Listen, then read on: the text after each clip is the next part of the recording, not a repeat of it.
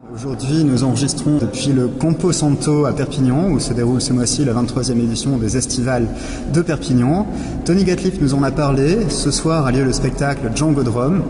Si notre invité aujourd'hui n'a pas connu Django Reinhardt, vous ne l'avez pas connu? Non, je suis né 2 ans après sa mort. Eh bien, il a quand même côtoyé et joué avec Stéphane Grappelli, véritable maître du violon jazz. Compositeur, violoniste, virtuose, excellent aussi bien en classique qu'en rock, qu'en jazz, qu'en musique contemporaine, devenu la référence et toujours en vie après Yehudi Menuhin et Stéphane Grappelli. Notre invité qui a composé la musique pour Django Drum et qui jouera ce soir ici même est Didier Lockwood. Bonjour. Bonjour. Alors, votre père était musicien. La première fois que vous avez approché un violon, que vous avez vu un violon, c'était quand? Est-ce que vous vous en souvenez? C'était le violon de mon père, donc je l'ai vu très tôt, quoi. Donc je devais peut-être avoir quelques jours. Et votre mais père, je m'en souviens plus. Je me souviens simplement de ma première leçon de violon, oui, ça je m'en souviens. Et ça, c'était comment? C'était une torture. Le violon n'est pas un instrument très convivial. On était obligé quand même de se contorsionner un petit peu pour jouer cet instrument. Surtout à l'époque, on n'était pas dans la douceur avec les jeunes élèves. Mais bon, c'était comme ça, il fallait y passer. Mais j'ai été bien éduqué violonistiquement dès le départ. Donc, et c'était du violon classique? Oui, violon conservatoire. Donc on était au conservatoire. Oui, dans l'éducation du conservatoire. Et vos parents donc étaient tous les deux musiciens? Non, mon père était violoniste, mais il était instituteur aussi. Donc il donnait des cours de violon, mais il était surtout instituteur. Et ma mère était peintre amateur. Et j'ai un cousin qui a joué avec Django Reinhardt, qui était contrebassiste et qui a enregistré avec Django Reinhardt. Mais ça, je l'ai su bien plus tard. Donc il devait être déjà assez âgé, parce que vous êtes né en 1900... Voilà, il est décédé. Mais il était jeune quand il avait joué avec... c'est dans les années 50 que Django Reinhardt est décédé? 54, oui. Et j'ai un frère aîné, Francis Lockwood, qui est pianiste de jazz reconnu, et c'est lui qui a fait mon éducation de jazz. Ok. Et le jazz, à partir de quel âge est-ce que vous y êtes arrivé? J'ai commencé le jazz à 13 ans. Avant, c'était impossible pour moi de jouer du jazz parce que j'étais très très emprisonné par mon éducation classique. J'imagine. J'avais pris la musique avec les yeux, pas avec les oreilles. Et donc, vous mettez un pupitre devant, il fallait apprendre par cœur. Voilà, si j'avais pas dont la fameuse blague. Comment fait-on pour faire arrêter un musicien classique de jouer? On lui enlève la partition. Et un musicien de jazz, on lui met une partition. Enfin, bon. Et donc on vous a enlevé la partition, et là vous avez... On m'a pas enlevé la partition, c'est-à-dire que j'ai eu un accident et j'ai dû m'arrêter pendant 7 mois. Je me suis cassé le bras à 13 ans et j'ai dû m'arrêter pendant 7 mois de jouer du violon normalement, en lisant mes partitions. Donc j'ai mis mes partitions de côté et j'ai tenu le violon comme une guitare, parce que j'avais un plâtre qui m'empêchait de... Donc ça devenait comme une mandoline? Comme une mandoline, voilà. Et donc j'ai accompagné en écoutant des disques. J'ai utilisé mon violon en écoutant des disques de Jimi Hendrix, de Frank Zappa. Ah oui, donc vraiment comme une guitare à ce moment-là. Et comme une guitare, mais sans lire. Donc j'écoutais la musique et j'essayais de trouver sur mon violon les notes qui fonctionnaient avec cette musique. Donc j'ai rétabli une éducation de l'oreille directe avec mon instrument. Parce qu'avant, je lisais et je jouais ce qui était marqué sur mon instrument. Donc vous en êtes arrivé au jazz en passant par le hard rock? Par le hard rock, oui, par une sorte de rock. Jimi Hendrix, oui. C'est le père du rock actuel, oui. Et le jazz en soi, vous n'aviez pas entendu de jazz avant? Vous n'avez pas... Si, j'écoutais du jazz, parce que mon père écoutait la Guide du jazz, qui était un organisme par correspondance et qui envoyait donc chaque mois des disques. Et donc mon père recevait les disques et le jour où on les recevait, eh bien, on écoutait sur le gramophone vous n'avez pas connu ça? Les disques, 78 tours. Mais alors, quel est le jazzman qui vous a le plus parlé, le plus qui vous a dit « Là, c'est ça que je veux faire ». C'est Jean-Luc Ponty. Au niveau du violon, oui, parce que Jean-Luc Ponty avait radicalement changé l'idiome le concept du son du violon. Ouais. Le violon qui était toujours un peu un instrument pleurnichard, un peu lyrique, je dirais. Lyrique à outrance, ça m'agaçait un petit peu, quoi. C'était un peu la musique à papa pour moi. Et Jean-Luc Ponty est arrivé avec le violon électrique, avec un son extrêmement droit, incisif et sans vibrato, sans excès de lyrisme à contrôler. Et j'ai trouvé un peu à la Miles Davis, quoi, quelque chose de tout à fait nouveau et presque abstrait. Donc ça m'a parlé tout de suite. Mais le violon électrique, c'est même plus du contemporain que du jazz, parce que par exemple, Stéphane Grappelli n'avait pas forcément de violon électrique. Non, justement, Stéphane Grappelli, c'était plus dans le caractère classique du son du violon, alors que Jean-Luc Ponty, vraiment, c'était un changement radical. Un violiniste qui vibre pas, ça n'existait pas à l'époque. Donc il est arrivé vraiment avec tout à fait autre chose, et puis le son électrique qui rapprochait le violon plus d'un saxophone ou d'une guitare électrique. Et à ce moment-là, vous avez acheté un violon électrique pour faire à ce moment-là, j'avais pas l'argent pour m'acheter un violon électrique. Vous aviez un petit micro pour mettre sur le violon. J'avais un micro, voilà. Puis après, j'avais tellement envie de m'acheter des violons électriques, et il y avait à l'époque un violon qui avait été fait par Fender, c'était en 1960. Et qui s'appelait le violon électrique Fender. Et donc, je voyais certains violonistes, il n'y en avait pas beaucoup à l'époque, jouer de ce violon, et je ne pouvais pas me l'acheter, donc c'était un peu embêtant. Et j'ai trouvé un violon Fender il y a à peine un an, de 1960, daté de 1960, donc je l'ai acheté tout de suite pour mettre dans ma collection, parce que maintenant j'ai une collection de violons électriques. Et aujourd'hui, vous ne jouez que du violon électrique? Non, je continue à jouer de la musique classique d'ailleurs, mais je me considère un peu comme un VTT, un violon tout-terrain. Oui, et aussi ce que certains compositeurs, multi-instrumentistes disent du violon électrique, c'est qu'on peut aussi l'enregistrer plus facilement. C'est-à-dire qu'on l'enregistre, on a les notes brutes, et on peut ensuite apporter toutes les modifications sur l'ordinateur. Dès qu'on a le principe on rend quelque chose d'électrique, de l'amplification, on peut traiter le son. Effectivement, oui, rajouter des effets. Donc moi, je rajoute des effets de guitare. Je m'en donne à cœur joie. Oui. D'accord. Et aujourd'hui, on va parler donc de swing manouche, de Django Reinhardt. Et qui dit Django Reinhardt dit aussi Stéphane Grappelli, qui avait joué avec lui et avec qui vous avez joué. Votre histoire avec Stéphane Grappelli a commencé comment vous l'avez rencontré? J'ai rencontré Stéphane Grappelli, j'avais 20 ans. C'était un festival de Nancy. Je jouais avec Michel Colombier à l'époque, c'était le grand orchestre Michel Colombier. Et on avait en invité pour ce festival Stéphane Grappelli et un autre grand violoniste qui est décédé maintenant, un violoniste de jazz qui s'appelait Zbigniew Cypher, qui était un violoniste polonais extraordinaire. Et donc ce soir-là, j'ai pris 2 solos, et à la fin du concert, Stéphane Grappelli est venu me trouver et m'a demandé si je voulais bien le suivre pour sa tournée européenne.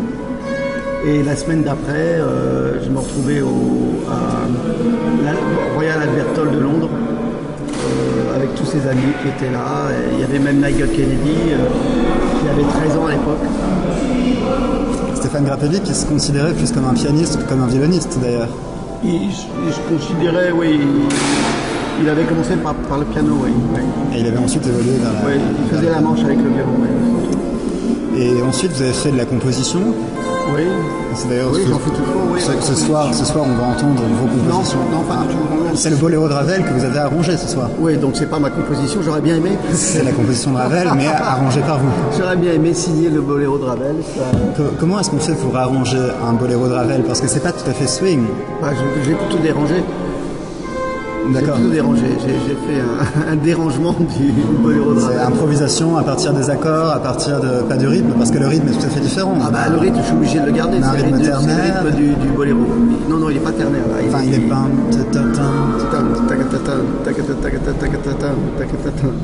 Donc, ce rythme récurrent est joué là par les guitares, ce qu'on appelle la pompe. Et j'ai dû m'arranger pour orchestrer ça avec avec l'accordéon, la clarinette, les deux violons et la guitare électrique. C'est pas facile parce que cette œuvre de Ravel a été faite pour décliner l'orchestre symphonique et les couleurs et les timbres. Donc le boléro commence par la caisse claire et il y a tout l'éventail de l'orchestre, des couleurs orchestrales c'était un devoir en fait. Hein.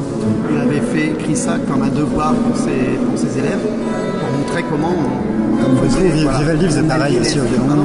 Vivaldi faisait comme ça aussi. Oui, certainement. Et le premier surpris du succès de son œuvre, c'est Ravel lui-même, hein, parce qu'il ne trouvait pas vraiment. C'est vrai qu'il a écrit des choses bien plus belles. Oui, oui. Alors ma question c'est comment est-ce qu'en gardant le même rythme, comment est-ce qu'en gardant la même structure, on arrive à en faire du swing manouche?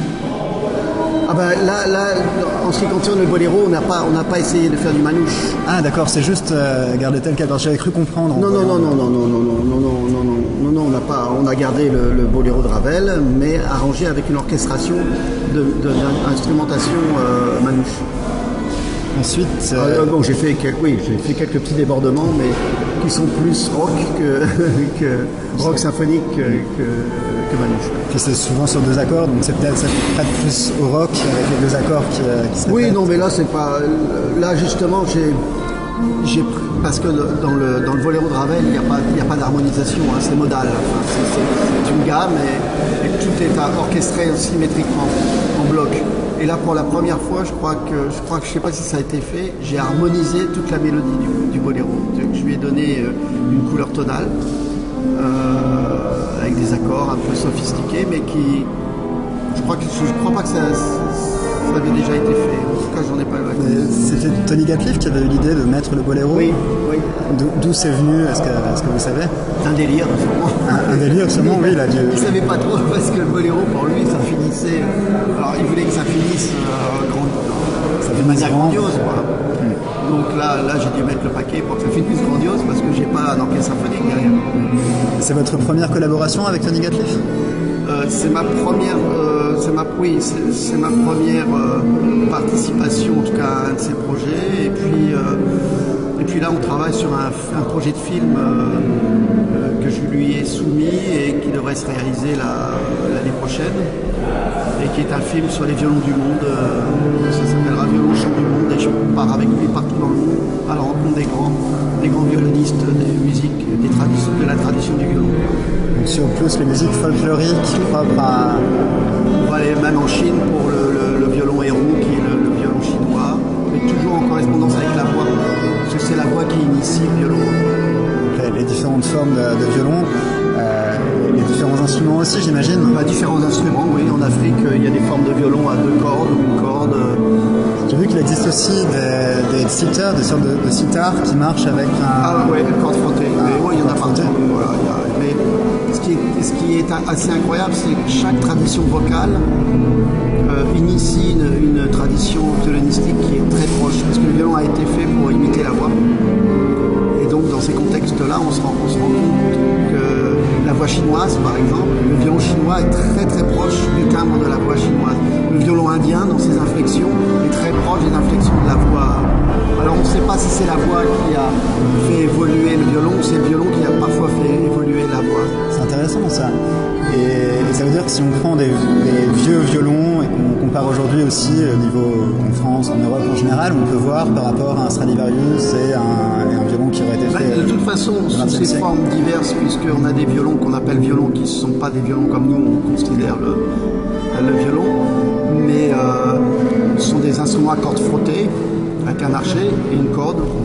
Hein, vous avez le violon diaphonique mongol, où là, effectivement, ça se rapproche de la voix diaphonique. Je ne sais pas si vous connaissez le principe de la voix diaphonique qui émet des harmoniques. Donc il y a 3 harmoniques en même temps. Là, le violon, il a exactement la même... Et il y a aussi ce violon que l'on voit quelquefois dans Perpignan. Il y a quelqu'un qui habite à Saint-Jacques qui a cet arc. C'est un arc avec... c'est même pas du crin de cheval. Non, si, c'est du crin de cheval sur l'arc. Et ensuite il a un petit instrument avec une corde, un fil de pêche. Oui, on peut faire ce qu'on veut, vous savez. C'est une corde frottée est une corde frottée. C'est toujours le principe de la corde frottée. Voilà, ouais. Vous aviez vu le film Swing, j'imagine aussi, de Tony Gatliff?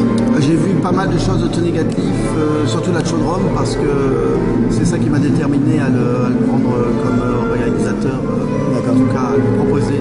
C'est lui qui vous a proposé ou c'est vous qui lui avez proposé? Non, c'est mon film. Au départ, c'est mon sujet, et Tony Gatliff le prend, réalise, donc ça devient son film. C'est un film de Tony Gatliff sur une idée de Didier Lecourt. D'accord, donc Django Reinhardt, c'était votre idée? Non, pas ça. Non, je parle voilà, des violons chant du monde, le projet du film. Ah, d'accord. Non, Django Reinhardt, c'est pas mon idée. Django Reinhardt, c'est Tony, une proposition qui a été faite à Tony, et Tony m'a appelé pour me demander de prendre la direction musicale du projet, parce qu'il fallait gérer quand même à peu près une bonne quinzaine de musiciens, danseurs et chanteurs, et surtout pas mal des musiciens, même la majorité pratiquement qui ne sait pas lire la musique. Donc pour monter le Boléro de Ravel, c'était pas... Donc comment on fait quand on a des musiciens qui savent pas lire la musique? Comment on fait? Est-ce qu'on leur... Eh ben on leur donne, on leur enregistre leurs parties en audio, et puis ils l'apprennent par cœur. C'est aussi une des différences entre le jazz et le classique, donc c'est la différence de la partition. Oui. Mais quand on joue du jazz, c'est surtout l'oreille. C'est-à-dire qu'il n'y a pas forcément de partition en jazz. Non, enfin, on peut avoir des partitions, c'est l'oreille, mais on a quand même des supports. On a des supports si on a besoin d'une grille harmonique, par exemple. Ces fameuses lettres avec des chiffres, ça c'est nos grilles harmoniques, c'est nos hiéroglyphes. C'est-à-dire que dès qu'on voit ce genre d'inscription, en fait, on voit A ou C ou D, ce sont les noms des notes. Et dessus, on a tous les... En notation américaine? En notation américaine, et on a... ça nous donne les principales... les grilles d'accords? Oui, pas grilles d'accords, comment dirais-je, les intervalles à respecter, par exemple. Si l'accord est majeur ou mineur, voilà, ça nous donne des consignes à respecter. D'accord, un petit peu comme quand on travaille, par exemple, avec un guitariste sur de l'improvisation, que le guitariste fait les accords. Voilà, mais normalement, on peut l'entendre, on doit l'entendre par l'oreille, mais parfois... on a des structures très complexes harmoniques. Là, ça va trop vite, c'est trop complexe, et donc on a besoin d'indications. Je vois, oui, donc c'est plus pratique. Oui. Parce que c'est aussi une organisation, c'est-à-dire quand vous jouez tout seul du jazz, vous n'avez pas besoin de partition pour improviser. Ah bah non, on peut faire ce qu'on veut, on est tout seul, donc on va pas... Voilà, quand c'est du solo... Ah mais quand on joue à plusieurs, là, il faut organiser. Faut pas que ce soit n'importe quoi, autrement c'est du free jazz. C'est pas mal non plus, mais c'est pas la même chose. Et vous enseignez d'ailleurs l'improvisation? Oui. Vous avez écrit une méthode aussi là-dessus. Donc l'improvisation, comment vous l'avez apprise? Est-ce que vous l'avez apprise avec un prof d'improvisation ou vous avez... Non, je l'ai appris. À l'époque, il n'y avait pas d'école, hein, donc on apprenait comme ça. Donc j'ai appris en écoutant des disques, par imitation. Et c'est souvent mes erreurs d'imitation qui ont fait ma personnalité. Je crois que il faut faire attention à ça. C'est plus on apprend les choses précisément, moins on développe notre personnalité. Et je suis persuadé que la personnalité d'un musicien ou d'un artiste, quel qu'il soit, c'est sa marge d'erreur. C'est son erreur à vouloir reproduire qui fait son originalité. Comme Picasso, par exemple. Quand Picasso fait un portrait, c'est une erreur. Est-ce que c'est pas aussi la base de la création? Parce qu'il n'y a pas vraiment de création artistique, c'est plus des... Moi je dirais que tout existe, ce n'est qu'une distorsion de nos souvenirs. C'est une transformation de plusieurs choses que l'on met par l'imagination. C'est une distorsion de la mémoire et des puzzles qu'on fait de nos souvenirs enfouis dans notre inconscient qui ressurgissent comme ça. Mais ce sont que des bouts de notre histoire. Je ne crois pas au truc, l'inspiration divine. Le divin, pour moi, c'est l'inconscient, c'est tout. C'est là où est Dieu. Tout à fait. Et donc ce soir, juste pour revenir sur le spectacle de ce soir, c'est un spectacle, mais c'est un film aussi. Ah, c'est un film qui est projeté pendant le spectacle. Donc c'est pour ça qu'on doit respecter des timings pour les morceaux, parce qu'il y a autant de films que de morceaux, de morceaux que de films. Donc si le film fait 3 minutes, on peut déborder un petit peu, l'image va se figer, mais il ne faut pas qu'on reste 5 minutes sur une image figée. Donc ça nous a demandé un temps de préparation pour coordonner les images et la musique. Ça revient à faire un petit peu comme à l'époque du muet, du cinéma muet, où on avait une pianiste qui suivait avec les images. En quelque sorte, soit seulement là, c'est l'image qui prenait le pas, Alors que là, ça serait plutôt la musique qui va prendre le pas sur l'image. Ok, merci beaucoup. Et de rien, avec plaisir.